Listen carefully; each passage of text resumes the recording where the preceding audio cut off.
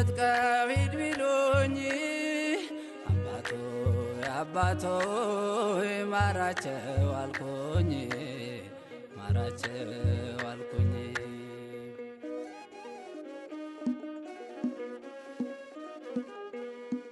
እጀ ጠባቦቼን እንዳለ ወስደውት እቤቴ ስገባ ፈልጌ አጣሁት።